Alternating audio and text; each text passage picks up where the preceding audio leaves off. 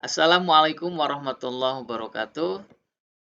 Kaum muslimin dan muslimat yang dimuliakan oleh Allah Subhanahu wa taala, di antara ibadah yang tidak bisa dipisahkan dari bulan Ramadan atau bulan puasa adalah sholat Idul Fitri. Kita akan membahas bagaimana kaifiat atau tata caranya.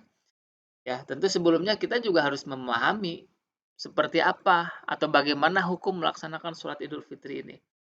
Di antara imam madhab yang empat, itu memang berbeda pandangan. Misalnya Imam Abu Hanifah berpandangan bahwa sholat Idul Fitri ini hukumnya adalah wajib ain. Artinya keharusan yang harus dilaksanakan oleh setiap individu, setiap orang muslim yang kalau tidak dilaksanakan maka orang itu jatuh kepada dosa. Kemudian yang kedua, menurut madhab Maliki berpandangan bahwa Idul Fitri itu hukumnya adalah sunnah muakkadah. Artinya sunnah yang betul-betul diharapkan untuk dilaksanakan. Ya, tentu ketika tidak dilaksanakan tidak kemudian dosa, tetapi rugi. Kenapa? Karena kesempatan untuk melaksanakan sholat Idul Fitri itu hanya satu kali saja dalam setahun. Kemudian yang ketiga, menurut madhab yang mayoritas dianut oleh masyarakat Muslim Indonesia, yaitu madhab Syafi'i, disandarkan kepada Imam Muhammad bin Idris Asy-Syafi'i, bahwa sholat Idul Fitri itu hukumnya adalah sunnah muakkadah, seperti halnya dalam madhab Maliki. Kemudian yang keempat, menurut madhab Hambali disandarkan kepada Imam Ahmad bin Hambal, hukum melaksanakan sholat Idul Fitri itu adalah wajibah kifayah. Artinya harus ada sebagian orang yang melaksanakan sholat Idul Fitri. Kalau tidak ada di suatu kampung, maka semuanya akan mendapatkan dosa.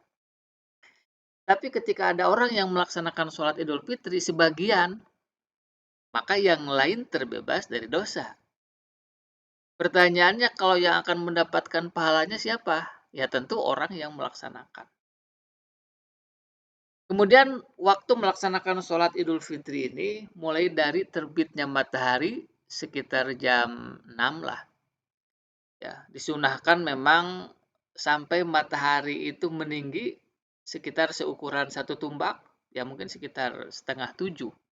Ya, waktunya sampai menjelang sholat duhur atau tergelincirnya matahari. Sampai setengah 12-an lah itu mungkin masih ada. Nah, kemudian sholat Idul Fitri ini disunahkan baik dilakukan secara berjamaah atau dilakukan secara pribadi atau individu. Artinya ketika berjamaah maka di sana ada imam, ada makmum, dan ketika sholat Idul Fitri dilaksanakan secara berjamaah maka disunahkan setelah sholat itu melaksanakan khutbah. Rukun khutbahnya seperti biasa saja ya dalam khutbah sholat Jumat. Kemudian disunahkan juga sholat Idul Fitri sendirian. Jadi kalau kita terlambat ke masjid karena misalnya lupa atau ketiduran, ketika ke masjid tidak ada orang, ya kita sunnah melaksanakan sholat Idul Fitri meskipun sendirian. Tetapi ketika sholat sunnah Idul Fitri sendirian, maka tidak disunahkan setelahnya berkhutbah. Kemudian sahabat-sahabat semuanya, rangkaian dalam sholat Idul Fitri ini, sebelum kita melaksanakan sholat Idul Fitri, tidak disunahkan mengumandangkan adzan dan iqamah. Jadi kalau kita melaksanakan sholat fardu yang 5, itu kan disunahkan adzan dan iqamah. Pertanyaannya apa yang disunahkan? Nabi mengatakan, karena ya'muru fil idaini al-muadzina fayaqul as-sholatu jami'ah. Nabi memerintahkan kepada pemandu sholat Idul Fitri itu bukan mengumandangkan adzan dan iqamah, tetapi cukup mengatakan as-sholatu jami'ah. Sholat siap dilaksanakan secara berjamaah. Nahnya begitu.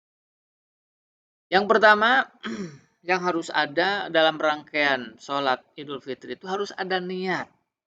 Seperti sholat yang lainnya, niat di dalam hati. Dan niat harus dikerjakan ketika melakukan takbiratul ihram. Ya, tanpa itu maka tidak jadi niat kita dan tidak jadi tentunya sholat yang kita laksanakan itu. Unsur yang harus ada di dalam niat sholat minimalnya ada 3 ketika dilaksanakan dalam sholat berjamaah. Yang pertama adalah di dalam hati harus ada niat menyengaja. Dalam bahasa Arabnya disebut dengan al-qasdu. Ya, misalnya kita di dalam hati meniatkan saya niat sholat. Itu namanya al-qasdu. Kemudian yang kedua harus ada ta'yin. Kita menyebutkan sholat apa yang kita laksanakan itu. Kita akan melaksanakan sholat Idul Fitri, maka Idul Fitrinya harus ada. Kemudian yang ketiga, di dalam hati harus ada eh, kata-kata makmuman atau berjamaah atau jamaatan. Jadi kalimatnya cukup dikatakan usolli sholat ta'idil fitri makmuman. Jangan lupa itu harus ada di dalam hati. Kemudian yang kedua, membaca takbiratul ihram seperti biasa, Allahu Akbar. Ketika takbiratul ihram, maka pada saat yang bersamaan niat harus ada. Nah, ketika mengangkat tangannya sama disunatkan seperti biasa, hanya saja bagi perempuan lengannya itu dirapatkan, bagi perempuan, bagi laki-laki direnggangkan. Nah, begitu sunnah. Kemudian yang ketiga, membaca iftitah, ya, wajah tu wajhiya Allahumma ba'id baini dan lain sebagainya, dan saya kira ini sudah terbiasa. Nah, kemudian yang keempat, di antara rangkaian ya dalam sholat Idul Fitri itu adalah membaca takbir 7 kali setelah membaca iftitah. Allahu Akbar terus 7 kali. Disunatkan di antara takbir yang satu dengan takbir yang lainnya itu membaca tasbih, tahmid, tahlil. Subhanallah walhamdulillah wala ilaha illallah wallahu akbar. Nah, kemudian posisi tangan setelah Allahu Akbar bisa didedadakan, ya, disedekapkan kembali atau bisa dikebawahkan. Ya, dua-duanya boleh, silahkan saja. Kemudian yang keempat, setelah 7 takbir, kemudian membaca ta'awud secara sir, ya secara pelan, lalu membaca surah Al-Fatihah, di antara surah Al-Fatihah maka harus ada basmalahnya secara jahar. Kemudian membaca surah yang dianjurkan, kalau hafal ya surah Qaf, kalau enggak surah Al-A'la. Ya, tentu dilaksanakan secara jahar bagi si imam. Kemudian yang keenam, seperti biasa, ruku, sujud, ya, lalu sampai berdiri. Berarti kan setelah berdiri, sebelum berdiri dia duduk, sujud, setelah sujud dia bangun, intikal, ya, maka di situ ada takbir intikal. Kemudian berdiri, disitulah disunahkan membaca 5 takbir pada rokat yang kedua. Allahu Akbar. Antara takbir yang satu dengan takbir yang lain seperti yang tadi disunahkan membaca subhanallah walhamdulillah wala ilaha illallah wallahu akbar. Nah, pada rokat yang kedua inilah disunahkan membaca surah Al-Qamar atau kalau nggak hafal surat Al-Ghasyiyah.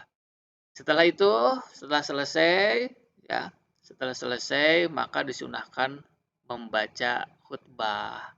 Setelah khutbah disunahkan bersalaman antara yang satu dengan yang lain, tetapi dengan catatan tentunya sejenis. Tidak boleh kita bersalaman dengan lawan jenis kecuali mahram.